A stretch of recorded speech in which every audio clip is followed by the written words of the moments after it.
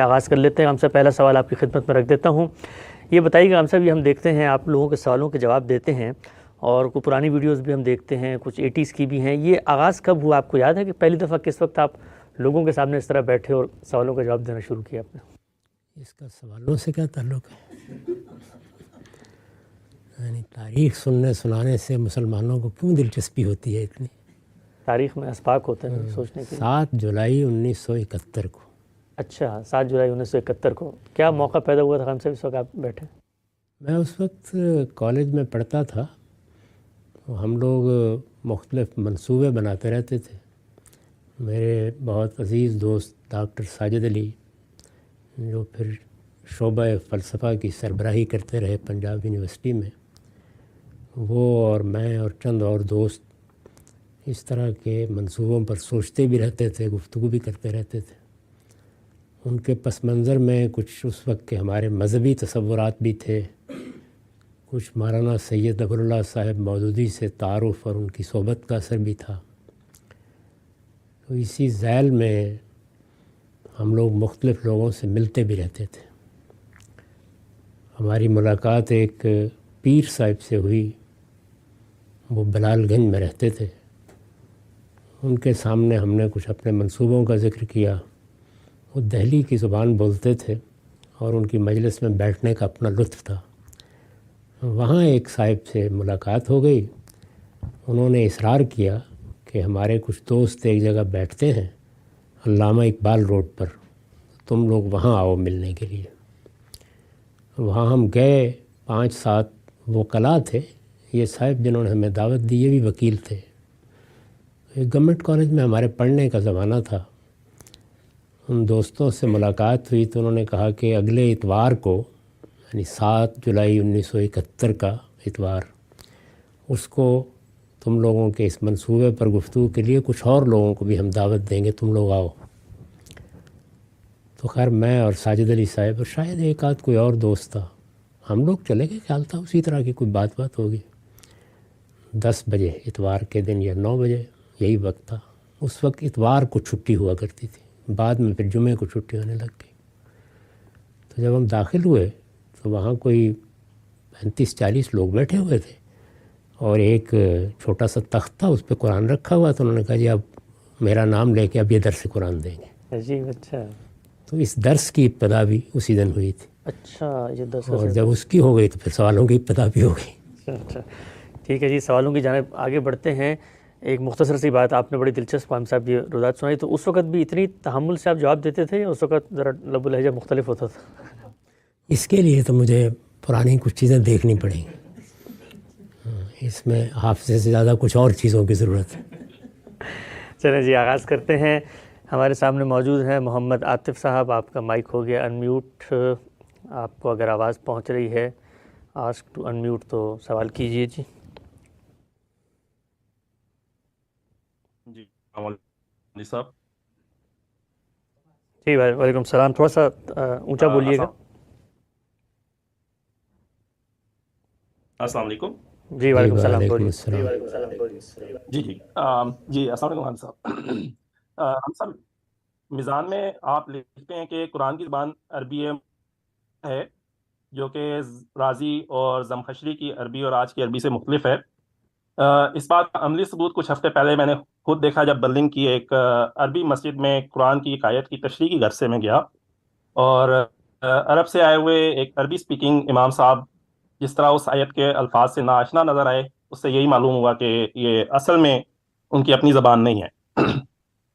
تو غامدی صاحب جہاں ہر دور میں مسلم امت کے نے قرآن کے تراجم، تفاسیر، حدیث کی جمع تدوین وغیرہ جیسی غیر معمولی خدمات انجام دی ہیں، وہیں محسوس ہوتا ہے قرآن کی زبان اور ووکیبلری کی حفاظت کرنے میں ہم لوگ ناکام ہوئے ہیں.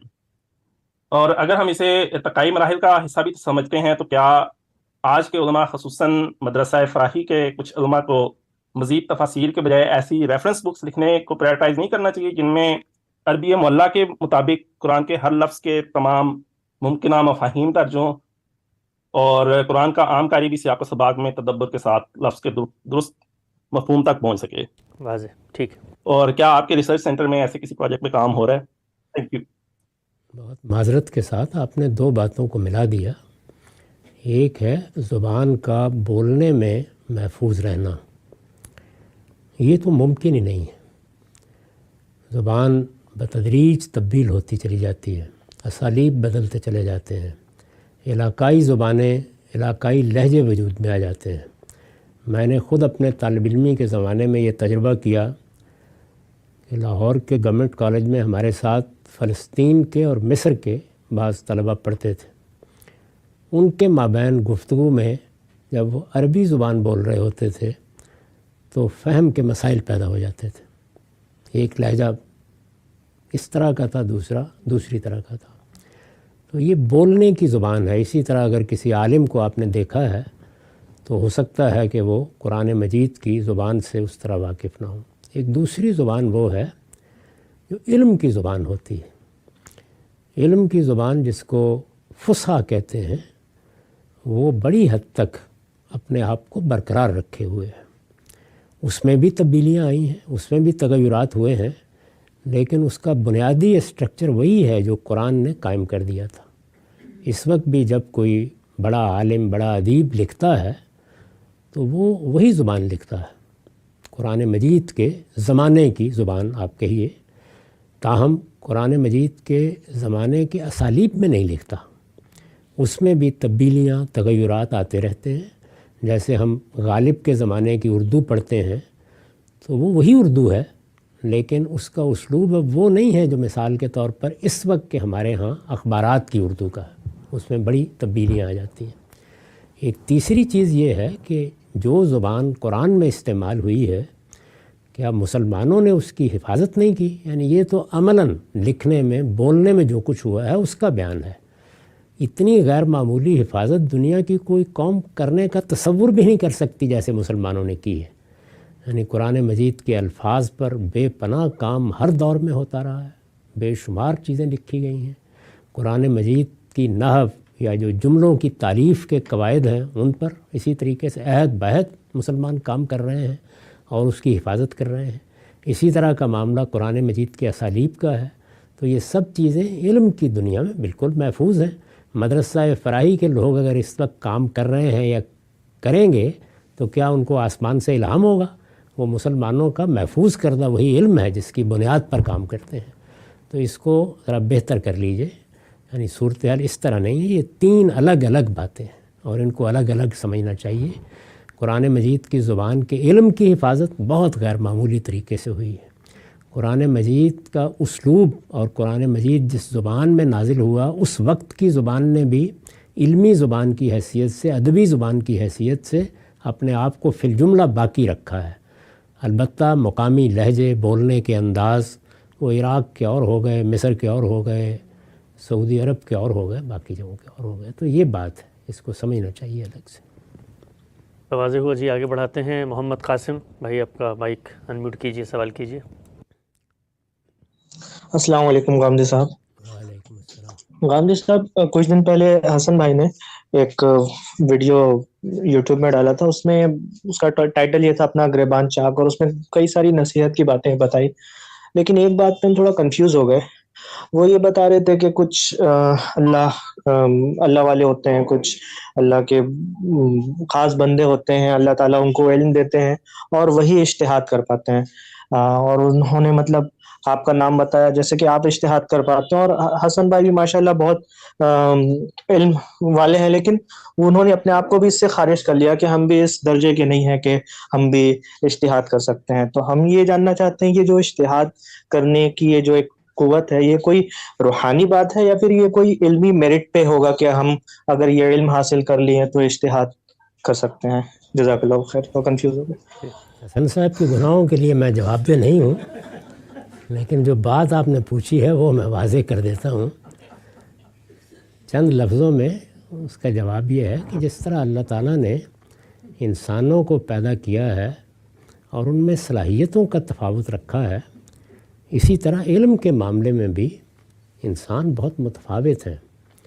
اس وقت ہزاروں کی تعداد میں لوگ ہوں گے جو سائنس پڑھ رہے ہیں، سائنس پڑھا رہے ہیں.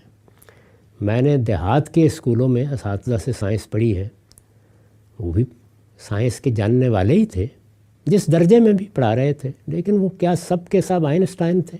کیا سب کے سب نیوٹن تھے؟ ایسا نہیں ہوتا.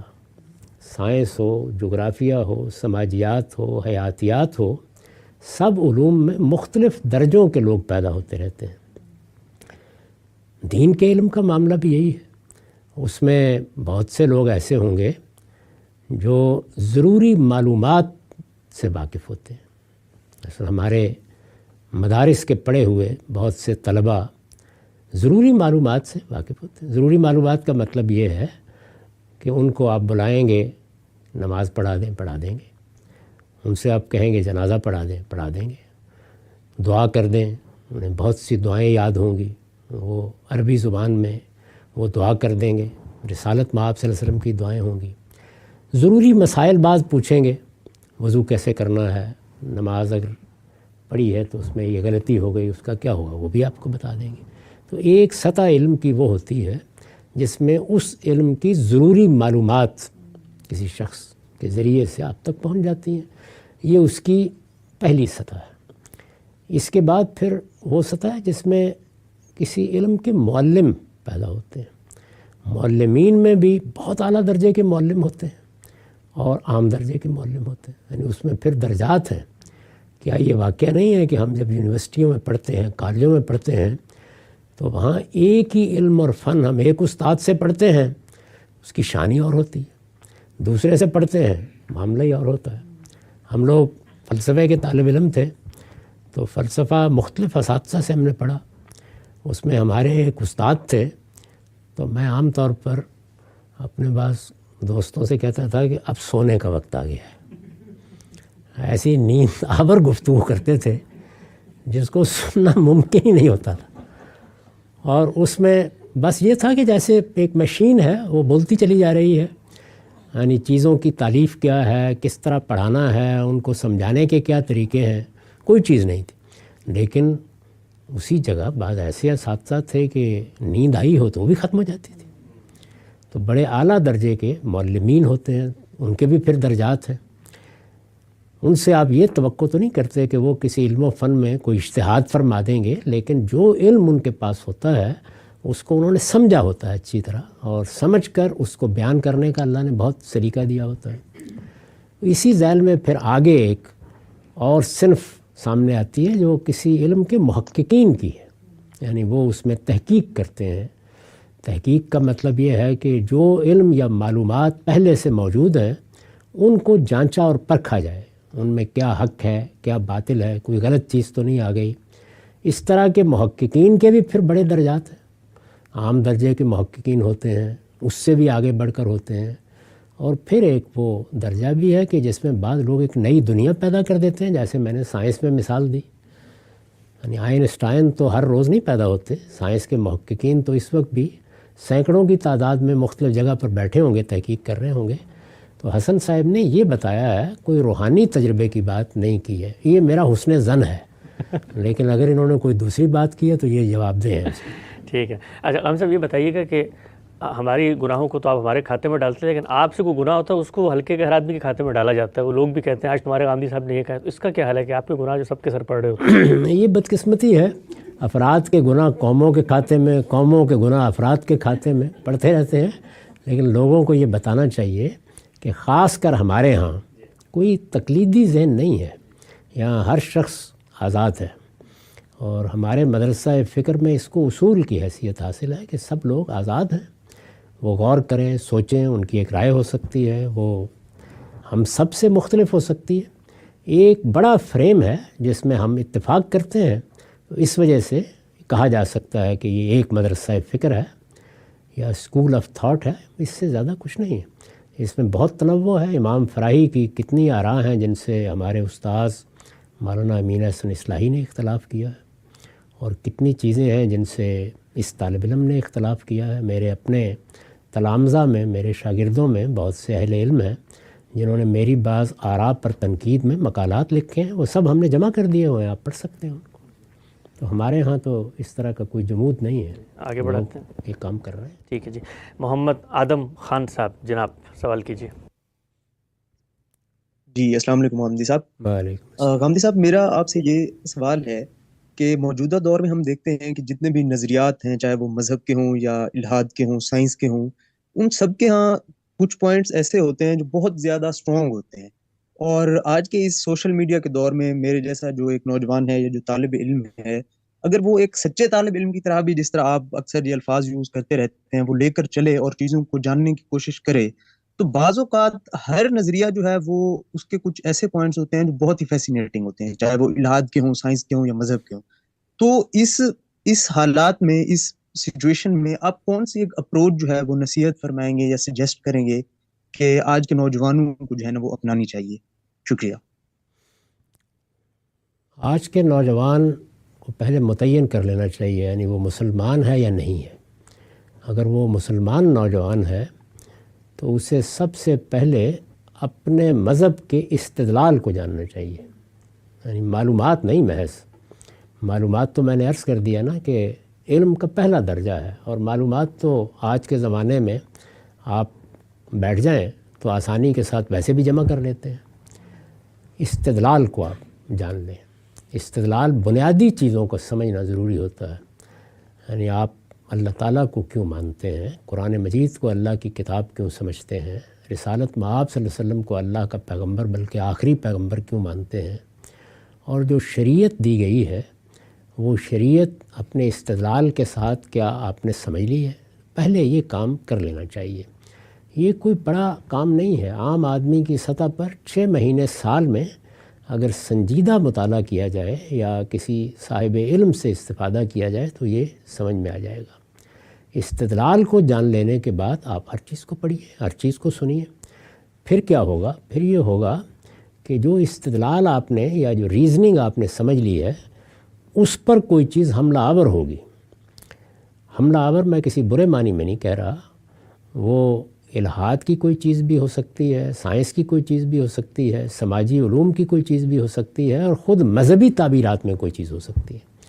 وہ جیسے ہی اس پر حملہ آور ہو تو آپ اس پہ غور کریں، اس استدلال سے اس کا تقابل کریں جو آپ نے سمجھا ہے. وہ اگر آپ واضح کر لیں اپنے ذہن کو تو بہت اچھی بات ہے. کوئی ابہام ہو تو اپنے زمانے کے اہل علم سے رجوع کریں. یہی طریقہ ہے. یہ طریقہ ایک زندہ انسان کو اختیار کرنا چاہیے. اس طریقے سے نجات کا بھی ایک طریقہ ہے. وہ یہ ہے کہ آپ غور کرنا بند کر دیں، پڑھنا بھی بند کر دیں، سوچنا بھی بند کر دیں. تو دنیا میں دونوں ہی طرح کے انسان ہوتے ہیں. ایک وہ کہ جو جس جگہ پیدا ہوتے ہیں اس کے بعد اپنے دماغ کی دروازے کھڑکیاں بند کر لیتے ہیں، اس میں پھر کوئی تازہ ہوا آتی نہیں ہے. اور ایک وہ کہ جو چیزوں کو دیکھتے ہیں، جن کو دیکھنے کا ذوق ہے. اور بظاہر آپ کے سوال سے یہی لگتا ہے کہ آپ اسی طرح کے شخص ہیں، تو پھر آپ کو یہ رویہ اختیار کرنا چاہیے. اور اس میں آپ پھر پریشان نہیں ہوں گے، آپ کو لذت آئے گی، آپ کو لطف محسوس ہوگا. جب کوئی نئی چیز آئے گی یا کوئی الجھن پیدا ہوگی یا کوئی سوال پیدا ہوگا تو آپ محسوس کریں گے کہ آپ کے لیے غور کرنے، پڑھنے، مطالعہ کرنے، کسی صاحب علم کے ساتھ بات کرنے کا موقع پیدا ہوا ہے. تو پھر تو آپ اس پہ بہت خوش ہوں گے. یہ کوئی پریشانی کی چیز نہیں ہے. ایک نقطہ واضح ہوا. طلحہ قریشی صاحب سوال کیجیے.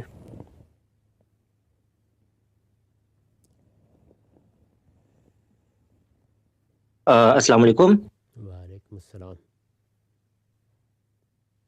جی غامدی صاحب، میرا آپ سے یہ سوال ہے کہ جس طرح آپ نے بتایا، اور غالباً تفہیم القرآن میں مولانا مودودی صاحب بھی یہی رائے رکھتے ہیں نوح علیہ السلام کے بیٹوں کے متعلق، اور جیسے کہ ان سے جو ہے موجودہ دنیا آباد ہوئی اور ڈفرینٹ کانٹیننٹس پر انسان پھیلے. تو مجھے یہ چیز سمجھ نہیں آتی کہ ریسز کا وجود پھر اس میں کس طرح ہوا، جب ایک ہی باپ کے 3 بیٹوں سے، یعنی کہ کوکیشین ریس اور جو افریقن ریس ہے اور منگولین ریس ہے. تو یہ چیز تھوڑی سائنٹیفکلی جو ہے وہ سمجھ نہیں آتی. بہت شکریہ. اللہ تعالیٰ نے انسانوں کی پیدائش میں بہت تنوع رکھا ہے. یعنی ایک ہی شخص کی اولاد پیدا ہوتی ہے، اس میں کالے بھی پیدا ہو جاتے ہیں، گورے بھی پیدا ہو جاتے ہیں. اس میں شکل و صورت کے لحاظ سے ہی بہت تفاوت ہوتا ہے. تو ابتدا میں جب لوگ پیدا ہوئے تو ان میں پھر الگ الگ خصوصیات بھی آگے منتقل ہونی شروع ہو جاتی ہیں. یہ تو ایک عام سائنسی ظاہرہ ہے جس کو آپ جب چاہے پڑھ لیں. اس وقت بھی قومیں پیدا ہو رہی ہیں، ہوتی رہیں گی، ایسا ہی ہوگا. تو یہ صدیوں میں ہوتا ہے، ایک دن میں تو نہیں ہو جاتا. ٹھیک، آگے بڑھاتے ہیں جی سلسلہ گفتگو کو. احمد صاحب آپ کا مائک انمیوٹ ہے، گفتگو کیجیے. السلام علیکم غامدی صاحب، میرا بڑا سادہ سا ایک سوال ہے جی کہ اسلامک فائنینس کے بارے میں آپ کا کیا خیال ہے؟ میں امریکہ کی ایک یونیورسٹی میں پروفیسر ہوں فائنینس کا، اور میرا اسلام پہ بہت کم نالج ہے، میں کوشش کر رہا ہوں سیکھنے کی، تو اس کے بارے میں آپ کا کیا خیال ہے کہ کیا اس کی کوئی اسلامک بیسس بھی ہے یا یہ جسٹ میڈ اپ تھنگ؟ شکریہ۔ اس کے دو حصے ہیں، ایک یہ کہ بعض چیزوں کے بارے میں اسلام میں حرمت کا حکم لگا دیا گیا ہے، وہ معاشی معاملات ہیں یعنی فائنانس کے معاملات ہیں، لیکن ان پر حرمت کا حکم لگا دیا گیا ہے۔ مثال کے طور پر یہ کہ آپ چوری کر کے نہیں کما سکتے، غبن نہیں کر سکتے، کسی کو دھوکہ دے کے اس کا مال نہیں لے سکتے۔ یہ وہ چیزیں ہیں کہ جو اسلام میں بھی بیان ہوتی ہیں اور انسان کا اخلاقی وجود بھی ان کو سمجھتا ہے، دنیا بھر میں لوگ جانتے ہیں۔ خاص طور پر جو چیز مذہب کے حوالے سے زیر بحث آتی ہے وہ سود اور جوا ہے۔ ان دو چیزوں سے متعلق بالعموم لوگ بے پرواہی برتتے ہیں، لیکن اسلام میں ان کی حرمت قائم کی گئی ہے اور ان کے دلائل دیے گئے ہیں۔ تو جب سود کو ممنوع کر دیا گیا تو ظاہر ہے کہ یہ طے کرنا ضروری ہوا کہ سود کیا ہے۔ تو ہم بتاتے ہیں کہ سود اصل میں یہ ہے کہ آپ کے پاس اگر اللہ کا کچھ دیا ہے تو اسلامی اخلاقیات آپ سے یہ تقاضا کرتی ہے کہ اگر کسی بھائی کی ضرورت سامنے آ گئی ہے تو آپ دے دیں اس کو۔ یہ حوصلہ نہیں ہے تو آپ قرض دے سکتے ہیں، یہ دوسرا درجہ ہے۔ جب آپ کسی کو قرض دیتے ہیں تو یہ تبرع ہے، نیکی ہے، یہ چیریٹی ہے۔ آپ نے قرض دیا ہے تو جو پہلا درجہ تھا وہ تو دے دینے کا تھا، انفاق کا تھا، یہ اس سے نیچے کی قسم ہے، اس پر آپ نفع کا مطالبہ نہ کریں، یہ تو آپ نے نیکی اور خیر کا کام کیا ہے۔ تو اگر آپ قرض دے کے اس پہ نفع کا مطالبہ کریں گے تو یہ سود ہوگا اور اس کو حرام قرار دے دیا گیا ہے۔ اس سے کچھ مسائل پیدا ہوئے ہیں اس وقت کے فائنانس کے طریقوں میں، اور اس میں بڑا مسئلہ یہ پیدا ہوا ہے کہ ہمارے ہاں جو بینک کا نظام ہے وہ بھی لفظ قرض استعمال کرتا ہے، لون، منی لینڈنگ، باروئنگ۔ تو اب یہ سوال پیدا ہو جاتا ہے کہ پھر کیا یہ سود کا کاروبار کر رہے ہیں؟ اس میں اسلام زیر بحث آتا ہے۔ بہت سے لوگ یہ رائے رکھتے ہیں کہ جو کچھ بینک کر رہے ہیں وہ حقیقت میں بھی سود ہے اور وہ اپنے نام کے لحاظ سے بھی ایسا ہی ہے۔ میرا زاویہ نظر کیا ہے اس میں وہ میں بیان کر چکا ہوں کہ حقیقت کے لحاظ سے تو یہ بالکل تبدیل ہوئی صورتحال ہے۔ یعنی اس میں بینک جو بڑا کام کرتے ہیں وہ اگر آپ غور کریں تو دو ہی ہیں، باقی چھوٹے کام بہت سے کرتے ہیں، اور اس وقت بڑی خدمات بھی انجام دیتا ہے یہ ادارہ۔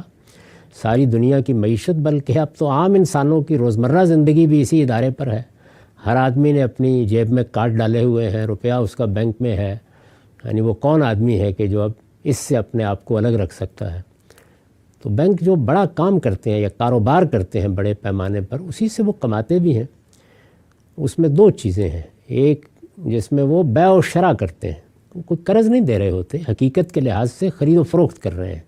مکان خرید کے آپ کو بیچ دیا قسطوں پر، گاڑی خرید کے آپ کو بیچ دی قسطوں پر، یہ اصلاً بیع و شرع ہے، لیکن وہ بھی قرض کا لفظ استعمال کرتے ہیں اور لوگ بھی اس کو قرض سمجھ لیتے ہیں۔ حقیقت میں وہ قرض نہیں ہے، نہ ان کو آپ سے کوئی ہمدردی ہوتی ہے، نہ آپ ان کے پاس اس زاویے سے گئے ہوتے ہیں، نہ وہ کوئی چیریٹی کرنے کے لیے بیٹھے ہوئے ہیں، وہ بیع و شرع کر رہے ہیں سیدھے طریقے سے۔ دوسرے یہ کہ وہ پروجیکٹ فائنانسنگ کرتے ہیں، یعنی بہت سے پروجیکٹس ہیں جن کے لیے وہ اس کا اندازہ کر کے آپ کو روپیہ فراہم کرتے ہیں، وہ سرمایہ کاری ہے، اس کے لیے صحیح تعبیر بھی پروجیکٹ فائنانسنگ ہی کی ہونی چاہیے، لیکن اس کو بھی وہ قرض ہی کہتے ہیں۔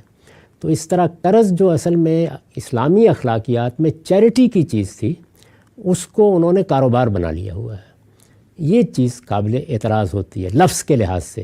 حقیقت بالکل تبدیل ہو چکی ہے، جیسے میں نے آپ کو تجزیہ کر کے بتایا ہے۔ اب لفظ کے لحاظ سے دیکھیے تو حرمت کا اطلاق ہوتا ہے، حقیقت کے لحاظ سے دیکھیے تو کوئی اعتراض نہیں پیدا ہوتا، یا ہوتا ہے تو چند ٹرانزیکشنز کے بارے میں جو حدود و شرائط ہیں ان پر ہوتا ہے، اور وہ حدود و شرائط تو دنیا میں کوئی بھی کام کیا جائے گا اس میں زیر بحث آ جائیں گے، وہاں انصاف کے تقاضے پورے ہونے چاہیے۔ تو ایک پہلو یہ ہے جو ہماری انفرادی زندگی، ہماری اجتماعی زندگی دونوں کا احاطہ کیے ہوئے ہے، جس میں یہ سوال پیدا ہوتا ہے کہ پھر ایک مسلمان کی حیثیت سے ہم کیا کریں۔ جو آپ نے سوال پوچھا ہے اس کا ایک پہلو یہ. دوسرا پہلو وہ ہے جس کا تعلق ریاستوں سے ہے. یعنی جب مسلمانوں کو کہیں اقتدار حاصل ہوتا ہے، جیسے کہ اس وقت دنیا میں 49-50 ملکوں میں مسلمانوں کی حکومتیں قائم ہیں، تو وہاں یہ سوال پیدا ہوتا ہے کہ حکومت کو فائنانس کیسے میسر ہوگا. عام طور پر تو دنیا میں ٹیکس لگایا جاتا ہے. ٹیکس ظاہر ہے کہ لوگوں کے مال سے بالجبر لینا ہے، اور ہمارے دین میں مال کی حرمت قائم کی گئی ہے.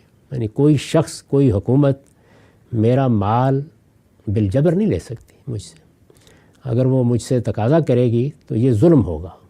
اسلام نہ فرد کو اس کی اجازت دیتا ہے، نہ کسی حکومت کو، کہ نہ کسی ادارے کو کہ وہ دوسرے کا کمایا ہوا مال جبراً اس سے لے لے. رضامندی کی بات بالکل دوسری ہے. ایک سوال یہ پیدا ہوتا ہے، تو پھر اگر ٹیکس نہیں لگایا جا سکتا یا اس طرح بالجبر نہیں لیا جا سکتا تو اسلام کیا کہتا ہے؟ تو اسلام نے اس سوال کا جواب دیا ہے اور یہ بتایا ہے کہ جب کبھی مسلمانوں کا کوئی نظم اجتماعی قائم ہوگا تو اللہ نے اس کا حصہ خود لوگوں کے مال میں مقرر کر دیا ہے. اسی کو زکوٰۃ کہتے ہیں. یہ ایک جانب اللہ کا حق ہے کیونکہ اللہ نے مقرر کیا ہے، اور اگر اس کو دنیاوی لحاظ سے دیکھیے تو یہ حکومت کا حق ہے، اس کو لے لینا ہے. تو گویا ہمارے مال میں کتنا حصہ ہے جو بالجبر حکومت جب چاہے لے سکتی ہے، یعنی ہم نہ دیں تو بالجبر لے سکتی ہے، وہ اللہ نے خود مقرر کر دیا ہے. دوسرے لفظوں میں کہیے تو ٹیکس کو تو اللہ نے روا رکھا ہے، جائز رکھا ہے، لیکن اس کی شرح کیا ہونی چاہیے اس میں حکومت کا ہاتھ باندھ دیا ہے اور یہ کہا ہے کہ وہ میں مقرر کروں گا. دوسرے یہ کہ یہ اصول قائم کر دیا ہے کہ زمین اور اس کے خزائن یہ سب اجتماع کی ملکیت ہے. یعنی نہ زمین کوئی ایسی چیز ہے کہ میں اس کا مالک بن جاؤں.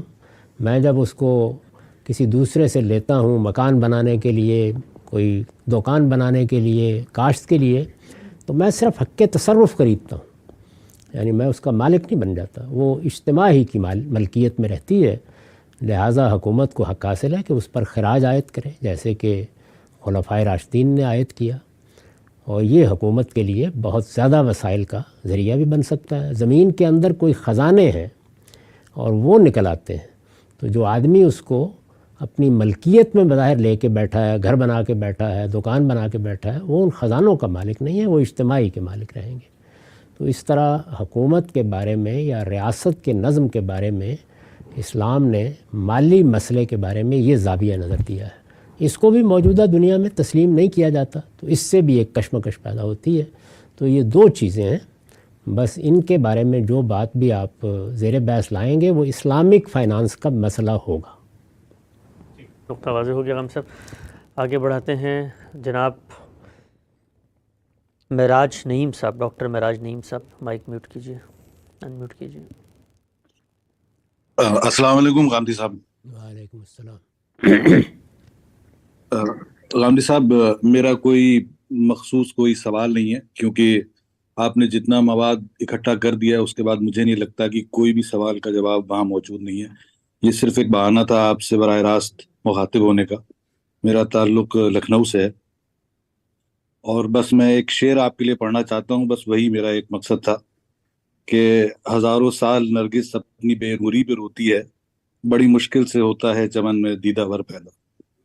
تو بس یہ میرا یہ عقیدت ہے آپ کے لیے.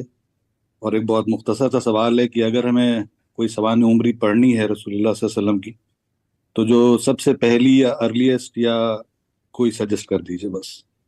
جزاک اللہ خیر. السلام علیکم. عنایت ہے، آپ نے لکھنؤ کی یاد تازہ کی. اب یہ میں نہیں کہہ سکتا کہ کبھی وہاں اگر حاضر ہوں تو وہی سلوک ہوگا جو میر کے ساتھ کیا تھا آپ لوگوں نے.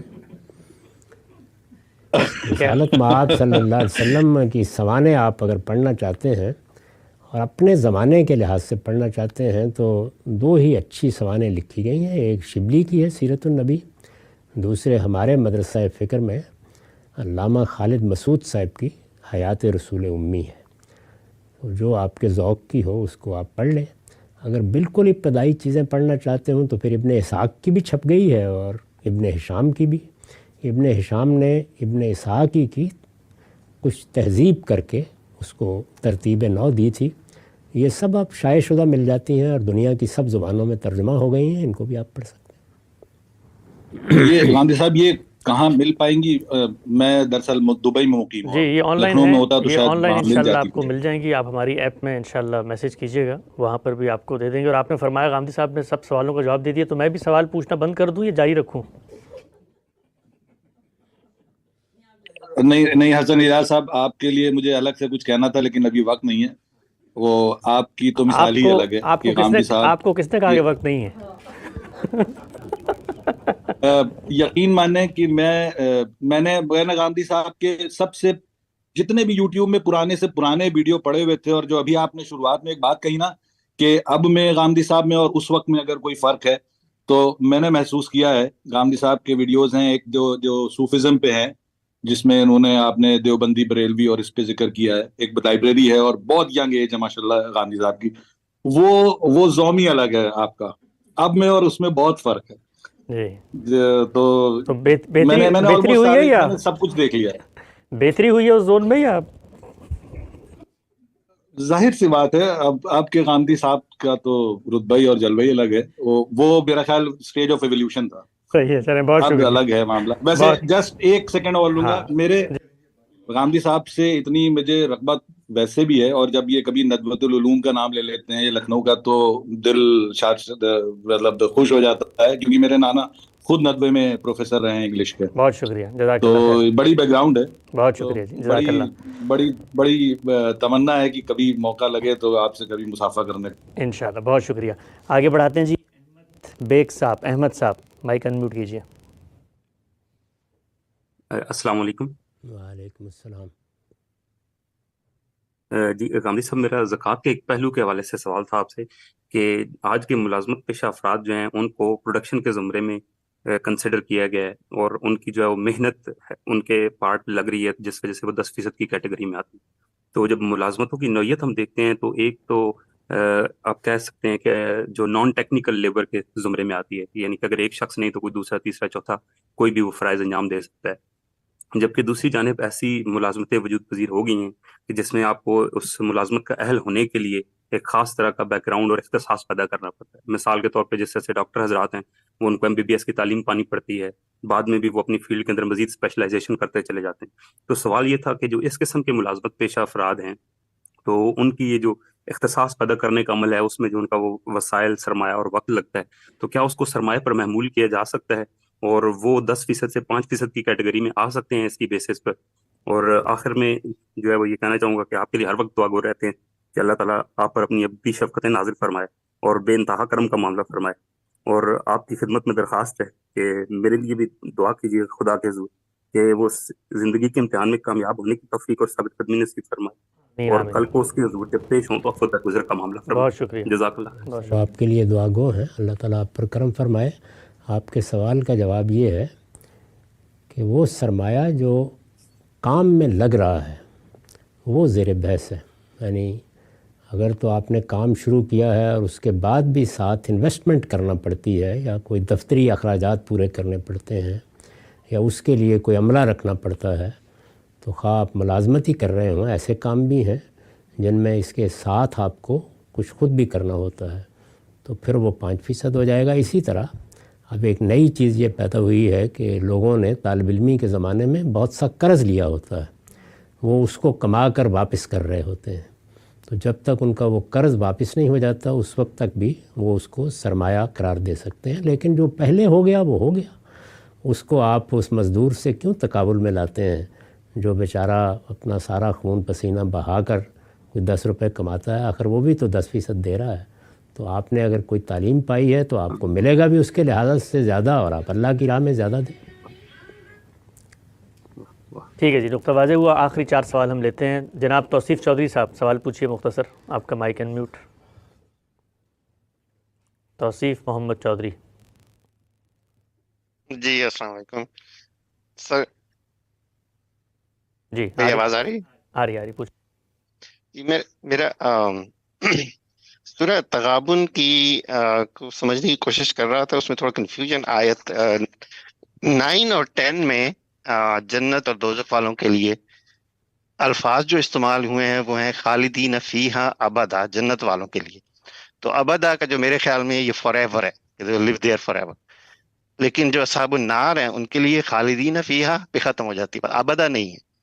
تو میں نے کچھ اس کے تراجم دیکھے ہیں، اس میں کچھ میں یہ ہے کہ وہ دوزخ والوں کے لیے بھی کہ وہ ہمیشہ رہیں گے وہاں، اور کچھ میں نہیں ہے ان کے لیے just they will be the dwellers of fire.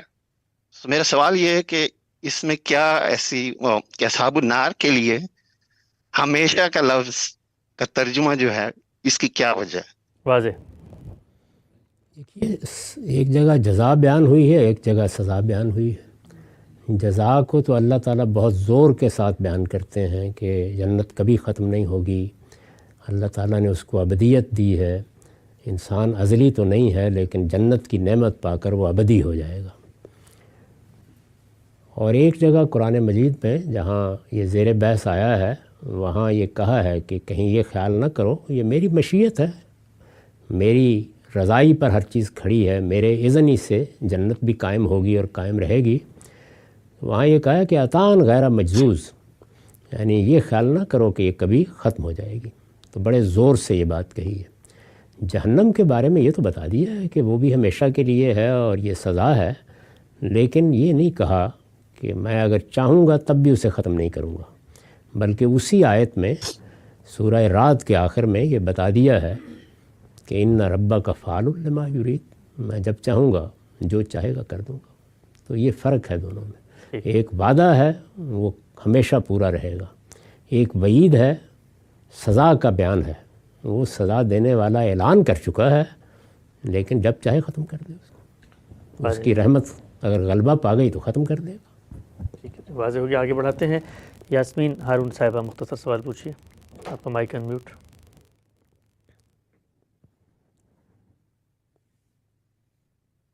آپ کے مائک میں اگر کوئی مسئلہ ہے تو طوبہ صاحبہ، یاسمین ہارون صاحب نہیں ہیں تو طوبہ صاحبہ آپ پوچھیے. جی السلام علیکم، میری آواز آ رہی ہے؟ جی آ رہی ہے. وعلیکم السلام. جی میرا کوئی سوال ایسا نہیں ہے، میں بس I am so happy to attend this forum and آپ بحرین بھی آئے تھے پہلے تو آئی اٹینڈیڈ دیٹ فنکشن، تو thank you so much and I am just listening.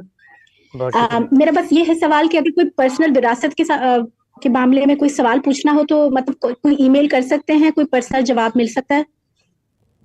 اس میں ہمارا کیلکولیٹر موجود ہے، اس سے آپ کو سب سوالوں کا جواب مل سکتا ہے. کوئی اگر الجھن ہو تو پھر آپ حسن صاحب سے رابطہ کر لیں.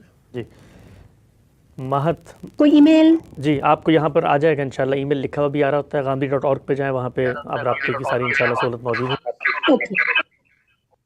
آخری دو سوال ہیں جی. مہت صاحب، محمد مہت صاحب، آپ اپنا مائک انمیوٹ کیجیے. مہت مغل. السلام علیکم. وعلیکم السلام. جی سر، میرے دو سوال ہیں. ایک سوال ہے میرا کہ باکسنگ اور MMA فائٹ جو ہے مارشل آرٹس، اس میں منہ پہ بھی مارا جاتا ہے اور کافی ساری انجریز ہو سکتی ہے، برین ڈیمیج بھی ہو سکتا ہے، تو کیا یہ کھیلنا جائز ہے؟ دوسرا سوال میرا آپ صلی اللہ علیہ وسلم کے والدین کے حوالے سے کہ کیا ان کو بخشش ملے گی یا پھر ان کے ساتھ کیا معاملہ ہوگا آپ کے خیال میں، وہ بتا دیں آپ. یہ دوسرے سوال کے جواب میں یہ عرض ہے کہ قیامت کے معاملات کو طے کرنے کی اللہ تعالیٰ نے مجھے کوئی صلاحیت نہیں بخشی. وہ قیامت ہی میں طے ہوں گے اور اس کائنات کا پروردگار طے کرے گا. رسالت میں آپ صلی اللہ علیہ وسلم نے جو بات ہمیں سکھائی ہے وہ یہ ہے کہ ما ادری ما یفعل بی، میں تو یہ بھی نہیں جانتا میرے ساتھ کیا ہوگا. تو ہم سب اللہ سے جی میرا وہ میں نے کوئی حدیث پڑھی تھی کہ اس میں لکھا ہوا تھا کہ ان کے ساتھ جنت نہیں ملے گی، تو وہ آپ بتا دیں کہ صحیح ہے یا نہیں صحیح. دیکھیے بات یہ ہے کہ بہت سی چیزیں روایتوں میں آتی ہیں. اصولی بات یہ ہے کہ یہ ہمارے غور و فکر کے معاملات ہونے نہیں چاہیے. ہمارا کام یہ ہے کہ ہم دنیا میں جو کچھ ہمارے سامنے آتا ہے ان پر کوئی رائے قائم کریں. آخرت کے معاملات کیا ہوں گے، جنت اور جہنم کے فیصلے، اس کا اختیار اللہ نے ہم کو نہیں دیا. اور روایات کی بنیاد پر اس طرح کی چیزوں کو موضوع بحث بھی نہیں بنانا چاہیے. یہ میری درخواست ہے آپ سے بھی کہ اپنے ذہن کو ایسی چیزوں سے خالی کر لیں. اس طرح کی کوئی چیز اگر روایتوں میں بھی بیان ہوئی ہے تو بس ان کو روایتوں کے سپرد کریں. ہم اس معاملے میں حکم لگانے والے کون ہوتے ہیں؟ یہ ہمارا کام نہیں ہے. اس سے گریز کرنا چاہیے اور ہر حال میں گریز کرنا چاہیے. ان کا پہلا سوال کیا تھا؟ جتنے کھیل بھی ایسے ہیں جس میں کوئی غیر معمولی نقصان پہنچ سکتا ہے، عقل عام بھی یہ کہتی ہے کہ ان کو بہتر کرنا چاہیے اور ان کے قواعد ضوابط ایسے بنانے چاہیے جس میں کم سے کم نقصان پہنچے۔ تاہم یہ کھیل ہیں اور کھیل ہی ہوتے ہیں۔ اس میں پرانے زمانے میں بھی لوگ نیزہ بازی کرتے تھے اور اس طرح کے بعض جنگی کھیل کھیلتے تھے، ان سے بھی نقصان پہنچ جاتا تھا۔ تو ان کو کوئی حرام حلال تو نہیں کہا جا سکتا، کوشش کرنی چاہیے کہ وہ بہتر طریقے سے کھیلے جائے۔ آخری سوال جی آج کی نشست کا، محمد اکرم صاحب سوال پوچھیے اپنا۔ اکرم صاحب آپ کو آواز آ رہی ہے؟ پوچھیے جی السلام علیکم۔ وعلیکم السلام۔ جی اصل میں ابھی آپ نے جو بیان کیا کہ جو قرض ہے جو بینک ہوتا ہے، وہ جو بینک ہوتا ہے، ایک سیکنڈ مجھے معذرت، 1 منٹ دیجیے گا۔ ہاں جی، وہ آپ نے بتایا کہ بینک جو ہوتا ہے وہ قرض کو مختلف نام دے دیتا ہے، اور اگر قرض کے طور پہ دے تو اس میں سود انوالو ہو جاتا ہے۔ تو سوال یہ ہے کہ بعض دفعہ ایسا ہوتا ہے کہ والدین کو قرض کی ضرورت ہوتی ہے اپنے بچوں کو اعلیٰ تعلیم دلوانے کے لیے، تو وہ بینک کے پاس جاتے ہیں، ان سے ایڈوانس سیلری لیتے ہیں، تو اس کے اوپر وہ مارک اپ لگا دیتے ہیں۔ تو اس صورت میں تو یہ سود ہی ہوگا نا؟ تو اس سود کے بارے میں کیا کہنا ہے آپ کا؟ جی تعلیم بھی ایک پروجیکٹ بن چکی ہے، ایسے ہی نہیں قرض دیتے کہ والدین جائیں گے تو قرض مل جائے گا، وہ اس کو بھی دیکھتے ہیں۔ پروفیشنل تعلیم ہے، آدمی کمائے گا تو ایک پروجیکٹ کو فائنانس کرتے ہیں، اس کے حدود قیود دیکھے جائیں گے، اچھے بھی ہو سکتے ہیں، برے بھی ہو سکتے ہیں۔ تو اس کی حقیقت بھی محض عام قرض کی نہیں ہے، لیکن لفظ تو ہر جگہ قرض ہی کا استعمال کیا جاتا ہے۔